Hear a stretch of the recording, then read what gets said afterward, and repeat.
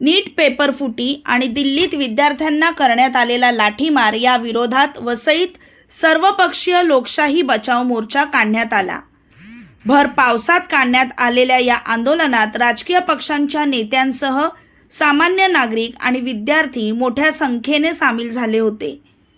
नीट paper फुटीनंतर अनेक विद्यार्थ्यांनी आत्महत्या केली आणि देशभरात केंद्रीय शिक्षण मंत्री धर्मेंद्र प्रधान यांच्या राजीनाम्याची मागणी करत लाखो विद्यार्थी रस्त्यावर उतरले।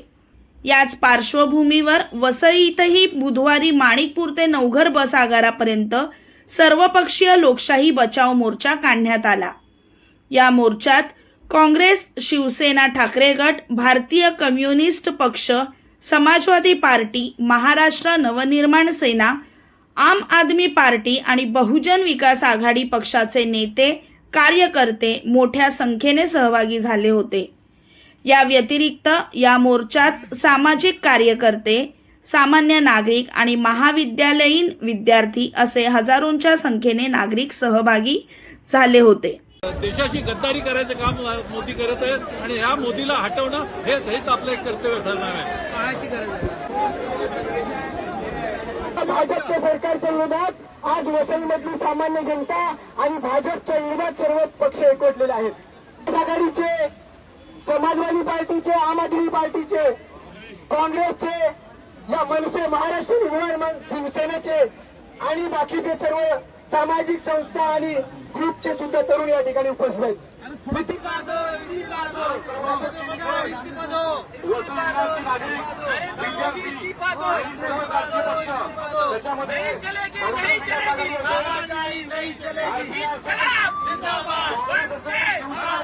दुर्दैवी घटना, विद्यार्थ्यांच्यावर लाठीचार्ज, अमानुष मारहाण केली, त्याच्याबद्दल त्याचा निषेध करतो आणि या प्रधान देशाचे राज्यमंत्री यांचा राजीनामा द्यावा।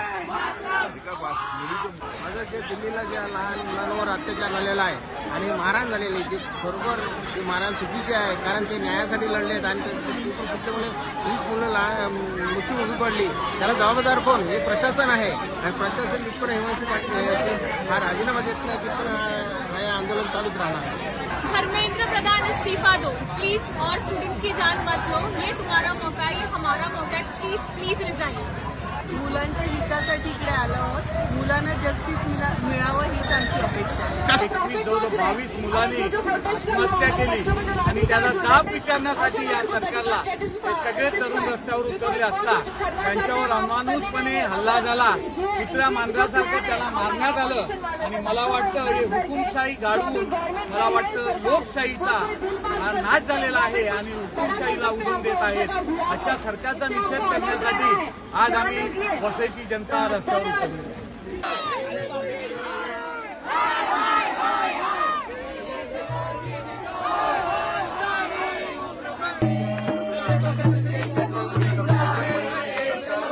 आज मोदीशाची दादागिरी चालू आहे, ती बरोबर नाही आहे। देशाचे स्वातंत्र्य धोका आहे।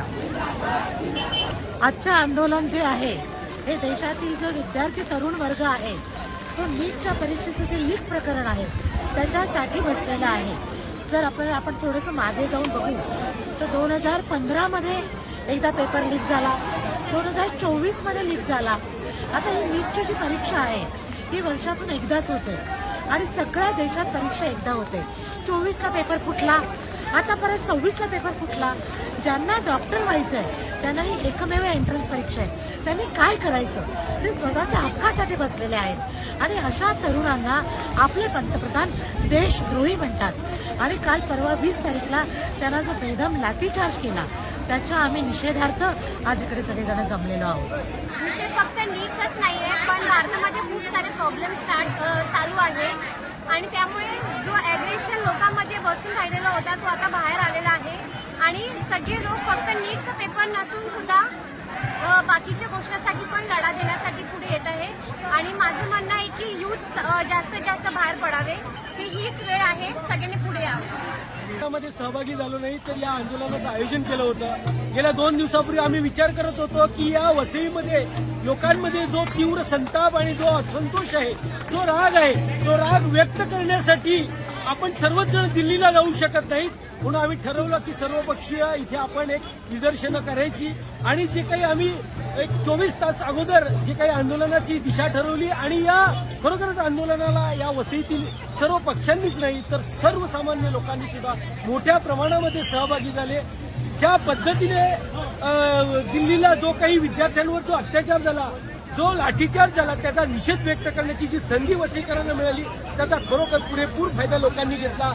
मध्यंतरी एक मराठी चित्रपट आला होता, त्या चित्रपटाचं नाव होतं की शिक्षणाचा आईचा घो. परंतु आज शिक्षणाचा आईचा घो नसून या शिक्षण मंत्र्याचा आईचा घो बोलण्याची वेळ या विद्यार्थ्यांवर आलेली आहे आणि जो काही तीव्र संताप या शिक्षण व्यवस्थेच्या विरोधामध्ये लोकांमध्ये निर्माण झालेला आहे त्याचा उद्रेक खरोखरच हा न थांबणारा आहे. म्हणून आज कुठे ना कुठेतरी या सरकारला या शिक्षणाच्या संदर्भामध्ये शिक्षण विद्यार्थ्यांची बाजू ऐकून घ्यावी लागेल आणि जी शिक्षण व्यवस्था जी काही हे झालेली आहे, कोलमडलेली आहे, याच्यावर काहीतरी निर्णय घ्यावा लागेल. जोपर्यंत युथ शांत आहे तोपर्यंत शांत आहे. तुम्ही आता युथच्या दुसऱ्या नसावर तुम्ही बोट ठेवलेला आहे. तुम्ही ना त्यांना रोजगार प्रोव्हाइड करत, तुम्ही त्यांना शिक्षणाच्या चांगल्या संधी उपलब्ध करून देत नाही. शिक्षणाचा संपूर्ण तुम्ही बट्ट्याबोळ केला. तुम्ही या 12 वर्षामध्ये जवळपास 99,000 शाळा बंद केल्या. शाळा बंद करताय, इकडे मंदिरं सुरू करताय. अहो, शिक्षणाचा तुम्ही बट्ट्याबोळ करून टाकलाय. तुमचा आणि तुमचे मंत्री 4थी पास. तुमच्या डिग्रीबद्दल जेव्हा प्रश्न उपस्थित होतो तर तुम्हाला कोर्टचा सहारा घ्यावा लागतो की तुमची डिग्री लोकांनी बघू नये. म्हणजे किती शर्मेची बाब आहे. अरे मी मतदार आहे तुमचा, मला माहिती पाहिजे माझा आमदार किंवा खासदार किती शिकलेला आहे. सगळा सत्यानाश करून टाकलेला आहे. पोर्ट्स विकले, शाळा विकले, विद्यापीठं विकतायत, रस्ते विकतायत, रस्त्याला खड्डे पडतायत. काय तुम्ही शिल्लक ठेवलेलं आहे? आपण चित्र पाहिलं असेल, वसईविराचं सर्वपक्षीय आंदोलन आज वसईविरामध्ये झालं आहे आणि प्रामुख्याने शिवसेना उद्धव बाळासाहेब ठाकरे पक्ष असेल, समाजवादी पार्टी असेल, मनसे असेल, काँग्रेस असेल आणि बहुजन विकास आघाडी असेल, सगळेच पक्ष या आंदोलनामध्ये सहभागी झाले.